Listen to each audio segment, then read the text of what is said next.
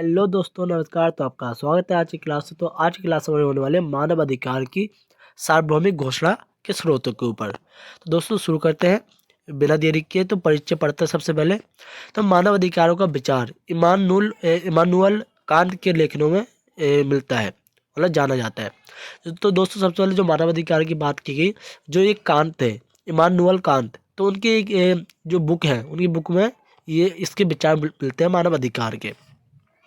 Can't का स्वायत्तता का विचार मानव अधिकारों के विचार को स्पष्ट आधार प्रदान करता है। जो कांट ने स्वायत्तता का विचार प्रकट किया था मानव अधिकार के ऊपर, तो वो स्पष्ट आधार प्रदान करता है मानव अधिकारों को। भाई कांट ने मनुष्य को अंत्य लक्ष्य के रूप में देखने का विचार की वकालत की, ना कि अंत तक एक साधन के रूप में। तो दोस्तों जो कांट था वो मनुष्य को एक साधन नहीं मानता था, वो एक लक्ष्य मानता था। इसलिए वो अपने लक्ष्यों के आधार पर विचार प्रकट करते हैं मानव के ऊपर, ना कि एक साधन के रूप में। मानव अधिकार दोस्तों जो भी मैं इसे बता रहा हूँ वो आपको सारा कुछ लिख देना, जहाँ भी आपको सार्वभौम की घोषणा के बारे में शब्द लिखा हुआ मिल जाए पेपर में। तो जो जो बातें मैं आपको बता रहा हूँ वो आपको सारी लिखने हैं परिचय में, और जो उसके स्रोत बताऊंगा वो स्रोत भी लिखने हैं।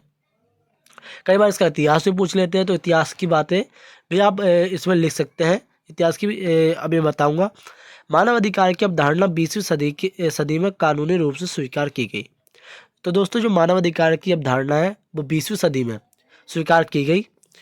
भाई मानव अधिकार का इतिहास दमनकारी व्यवस्थाओं और समाज में प्रमुख वर्गों के खिलाफ लगातार संघर्ष के रूप में रहा है। तो दोस्तों अगर मानव अधिकार की बात करें तो पहले ऐसी ऐसी व्यवस्थाएं, ऐसे परंपराएं थी जिससे लोगों को परेशानी होती थी उन परंपराओं को फॉलो करने में। ऊंची नीची जात का वो हो जाता था, जैसे छुआछूत जैसी कई परंपराएं ऐसी बनी हुई थी जिससे मानव अधिकार का उल्लंघन किया जाता था।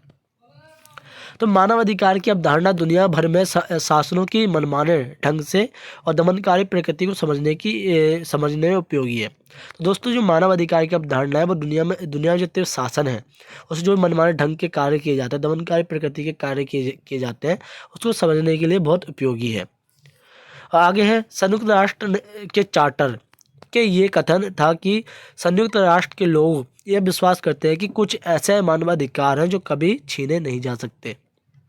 तो दोस्तों जो संयुक्त राष्ट्र के चार्टर थे उन्होंने ये कथन था कि संयुक्त राष्ट्र के लोग का ये विश्वास था कि भाई जितने भी कुछ ऐसे अधिकार हैं पूरे विश्व में जो मानव से कभी छीने नहीं जा सकते, वो केवल मानव के लिए ही बने हैं प्राकृतिक रूप से। और 1945 में घोषित संयुक्त राष्ट्र चार्टर ने पुरुषों और महिलाओं के दोनों को समान अधिकार देते हुए मानव की गरिमा और मूल्य में अपने विश्वास की पुष्टि की।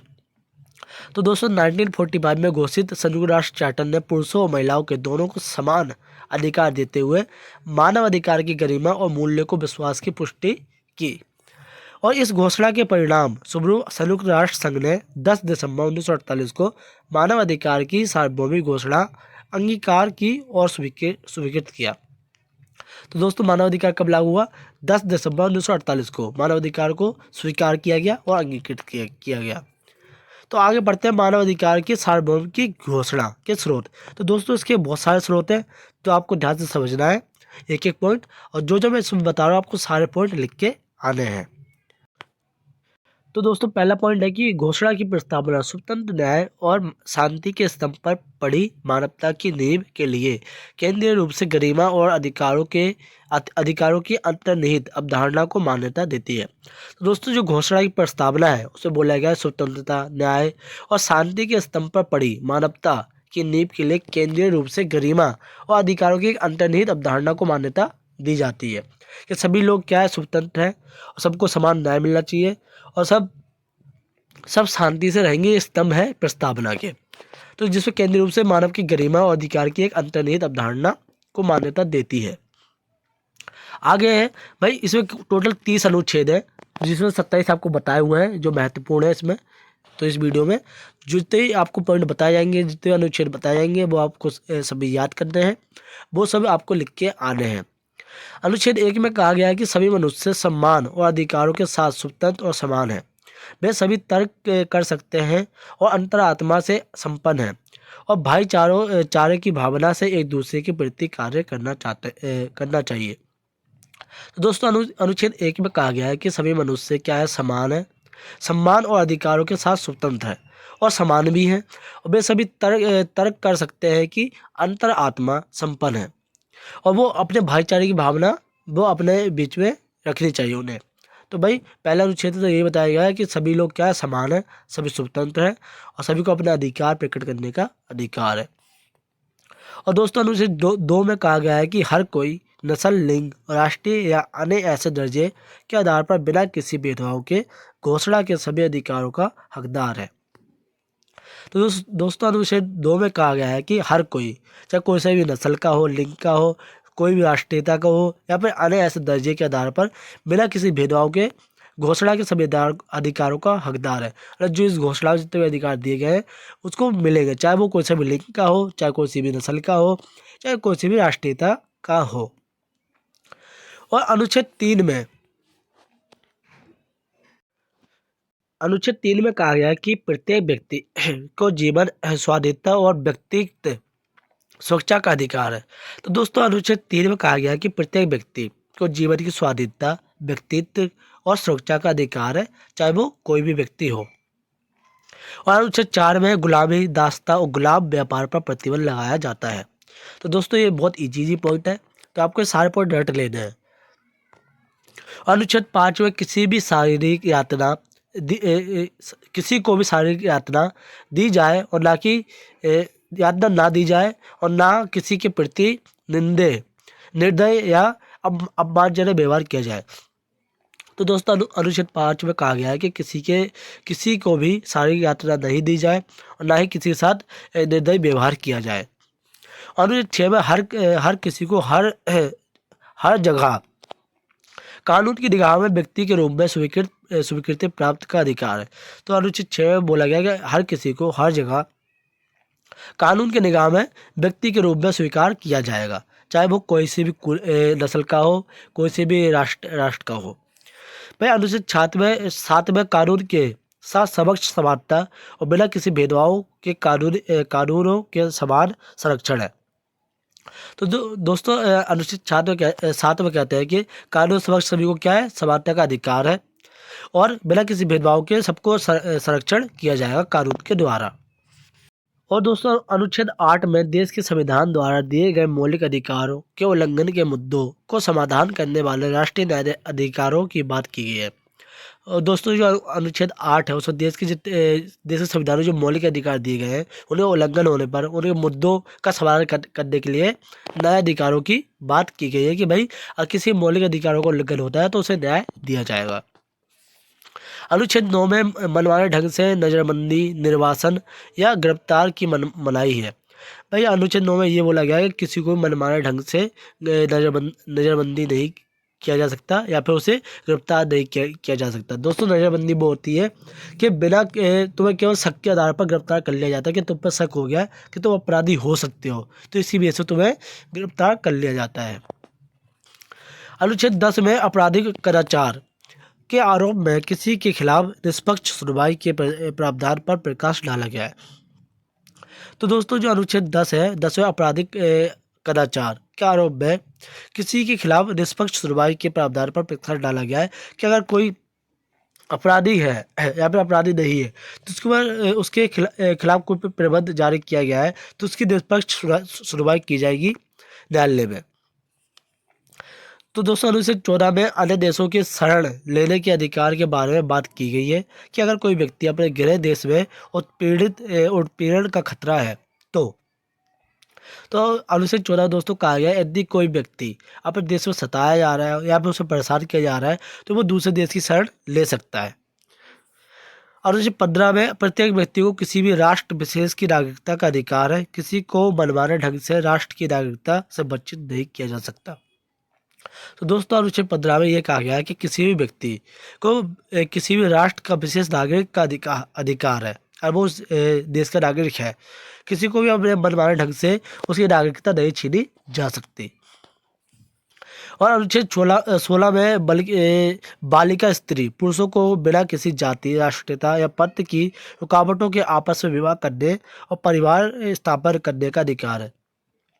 तो दोस्तों अनुच्छेद 16 में बताया गया कि कोई भी नारी जो बालिक है वो अपने मन मर्जी के हिसाब से विवाह कर सकती है। कोई भी पुरुष अपने हिसाब से विवाह कर सकता है, जिससे जिससे वो विवाह करना चाहता है, अपने परिवार की स्थापना कर सकता है। और अनुच्छेद 17 में प्रत्येक व्यक्ति को अकेले और दूसरों के साथ मिलकर संपत्ति रखने का अधिकार है। किसी को भी मनमाने ढंग से अपनी संपत्ति से वंचित नहीं किया जाएगा। तो दोस्तों जो अनुच्छेद 17 है उसमें ये बोला गया है कि किसी भी व्यक्ति को अकेले या साथ मिलकर संपत्ति रखने का अधिकार है। किसी को भी मनमाने ढंग से अपनी संपत्ति से वंचित नहीं किया जा सकता अगर वो उसका हकदार है तो। और अनुच्छेद 18 में प्रत्येक व्यक्ति को विचार, अंतरात्मा और पंथ की स्वतंत्रता का अधिकार है। धर्म बदले या फिर निजी रूप से मनमाने अधिकार। तो भाई किसी भी अनुच्छेद 18 में बोला गया कोई व्यक्ति कोई से धर्म का पालन कर सकता है, उसको फॉलो कर सकता है, उसको मान सकता है और अपना धर्म परिवर्तन भी कर सकता है। अनुच्छेद 19 में अभिव्यक्ति की स्वतंत्रता का अधिकार है कि कोई व्यक्ति को कुछ भी बोलने का अधिकार है, लेकिन वो देश के खिलाफ नहीं होना चाहिए और यहाँ पे किसी गरीबा को ठेस न पहुँचाए। और अनुच्छेद 20 में प्रत्येक व्यक्ति को शांतिपूर्ण सभा करने और समिति बनाने का अधिकार है। तो दोस्तों जो अनुच्छेद 20 है उसमें प्रत्येक व्यक्ति को शांतिपूर्ण सभा करने का अधिकार है कि वो कुछ कहीं भी सभा कर सकता है, साथ ही अपनी समिति या संगठन भी बना सकता है। तो अनुच्छेद 22 में कहता है कि समाज के सदस्य के रूप में प्रत्येक व्यक्ति को सामाजिक सुरक्षा का अधिकार है। दोस्तों अनुच्छेद 22 से बोला गया कि प्रत्येक व्यक्ति जो समाज में रहता है उसको प्रत्येक व्यक्ति को सामाजिक सुरक्षा का अधिकार दिया जाएगा कि समाज में रहेगा तो उसको सामाजिक रूप से सुरक्षा प्रदान की जाएगी, वो किसी भी समाज में रहे। और अनुच्छेद 23 में प्रत्येक व्यक्ति को अपने काम का चयन करने का अधिकार है, समान मजदूरी पाने का अधिकार है। ये भाई अनुच्छेद 23 में बोला गया यदि कोई व्यक्ति काम करना चाहता है तो वो अपने चयन के हिसाब से काम कर सकता है अगर यदि वो उसके योग्य है, और साथ ही उसको अपनी जो दूसरे लोगों को मजदूरी मिल रही है वही मजदूरी उसे मिलनी चाहिए जो काम वो कर रहा है काम के हिसाब से। और अनुच्छेद 24 में प्रत्येक व्यक्ति को विश्राम और अवकाश पाने का अधिकार है।